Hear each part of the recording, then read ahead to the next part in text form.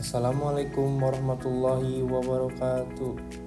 Perkenalkan, nama saya Dendi Dimas Pramudia dari kelas TI 24D, kelompok TI 103. Pada kesempatan kali ini, saya akan membahas topik tentang peran fisiologi kerja dalam mencegah kelelahan di tempat kerja dalam mata kuliah biologi, anatomi, dan fisiologi manusia yang diampu oleh Bapak Apoteker Surya Amal M.Kes.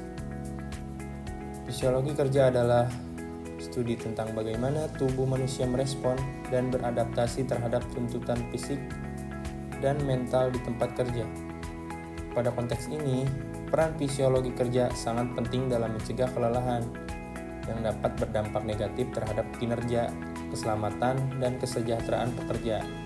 Kelelahan di tempat kerja dapat disebabkan oleh berbagai faktor, termasuk beban kerja fisik yang berlebihan, postur yang tidak ergonomis, kurangnya waktu istirahat, dan stres mental yang tinggi.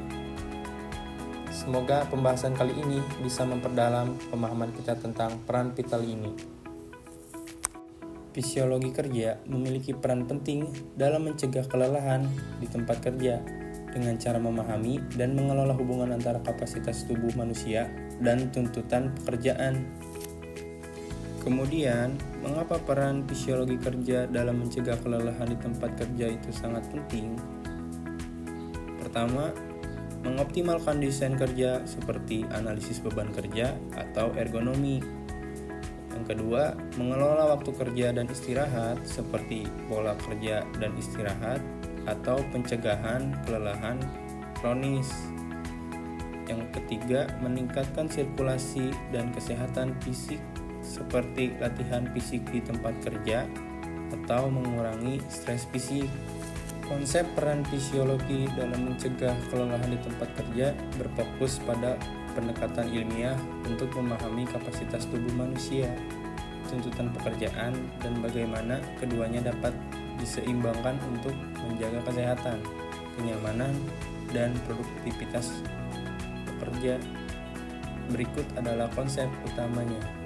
Konsep utama fisiologi kerja dalam mencegah kelelahan di tempat kerja yaitu yang pertama, homeostasis tubuh, yang kedua, kapasitas kerja fisik, yang ketiga, manajemen energi dan pemulihan, yang keempat, ergonomi dan postur kerja, lalu yang kelima, lingkungan kerja yang optimal. Menurut data dan sumber yang saya baca, kekuatan fisik seseorang sangat dipengaruhi oleh usia, di mana usia akan mempengaruhi tingkat kapasitas kerja dalam melakukan setiap pekerjaannya. Hasil penelitian diperoleh bahwa sebagian besar usia tenaga kerja di atas 36 tahun dan tenaga kerja yang berusia 36 sampai 50 tahun mengalami kelelahan ringan sebesar 59,1%. Pada usia kurang dari 35 tahun mengalami kelelahan normal sebesar 71,4%. Hasil uji statistik diperoleh P kurang dari 0,05 sehingga dapat diketahui bahwa terdapat hubungan antara usia dengan kelelahan kerja. Pada penambahan usia akan pula diikuti dengan penurunan penglihatan, pendengaran, serta PO2. Kemudian, kekuatan otot manusia akan mengalami penurunan sebesar 15-25% pada usia sekitar 50-60 tahun.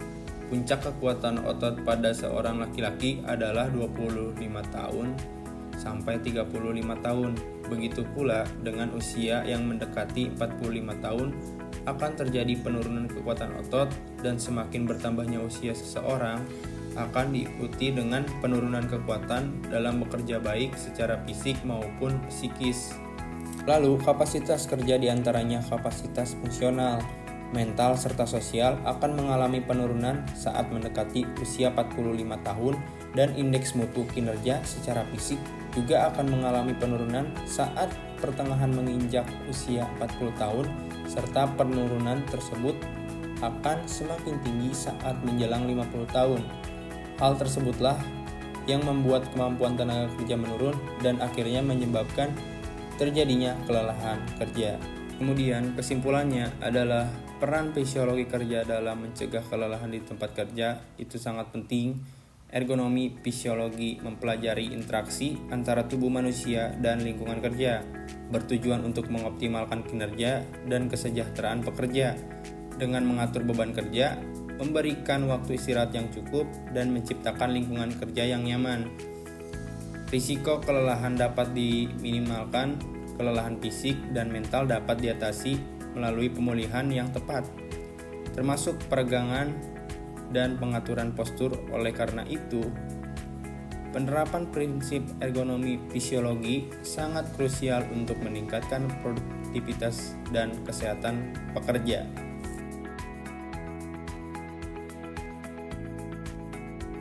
Demikian yang bisa saya sampaikan pada pembahasan kali ini. Semoga informasi yang saya berikan dapat bermanfaat dan diaplikasikan di tempat kerja atau di kehidupan sehari-hari. Terima kasih telah menonton pembahasan kali ini, dan semoga kita semua bisa terus berkembang. Kurang lebihnya saya minta maaf. Wassalamualaikum warahmatullahi wabarakatuh.